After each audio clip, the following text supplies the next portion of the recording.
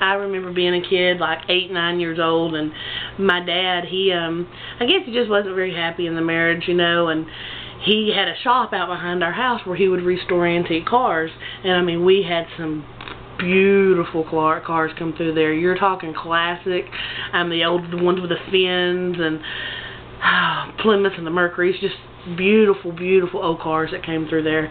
But and he would stay out there in his shop, and he would be restoring and replugging, and he could do it all. He could do anything from your electrical work, your engine work, to your body work. You know, he did beautiful, beautiful work. And but he'd get out there and just get drunker and drunker and drunker. And my mom has never ever taken up for me much.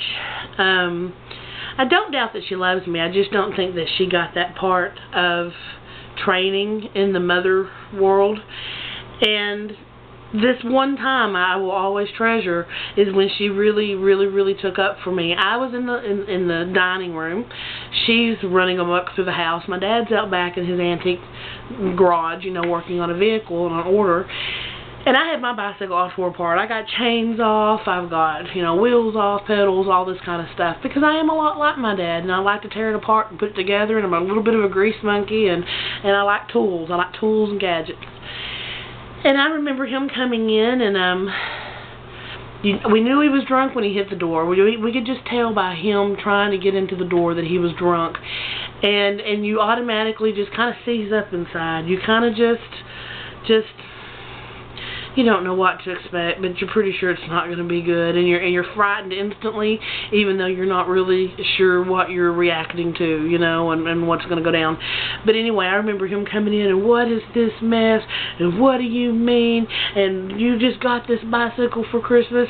I wasn't doing anything to tear it up. I was taking it apart and putting it back together. I knew what I was doing, but he thought I was tearing it up. He didn't think I was smart enough to put it back together. And he whipped my ass all over that dining room. And I remember when he picked up the bicycle chain and when he hit me with it, and it tore open my leg, and I still have a pretty nasty scar. And I remember that's when my mom stepped in, and she's like, what do you mean? What do you mean? You stay out there all night long with those pieces of crap cars or those old pieces of junk, you know, babying them and tendering them, and then you walk in here to your very own child and you'll tear her apart. You know, I don't understand you, and you need to get out, and you need to get out. And the two of them are going at it. My leg's bleeding. I'm scared. And my mom, she's a thrower. My mom got an arm. She just opens up that cupboard door, and when she opens up the door, you just know to go, because that's when she's just going to start throwing cans. Whatever comes into her grasp is what she's going to throw. It used to be hilarious, because you always, if there was a situation and my mom was throwing cans at you, then you always knew what vegetable you would have for dinner. I mean, because if she dented the peas, you were having peas for supper. And it was so funny because everybody's escape route was out the kitchen door, right off the garage. Everybody's escape route. And all around that door was just like a ting, a ting, a ting, a ting, a ting. It was hilarious, you know.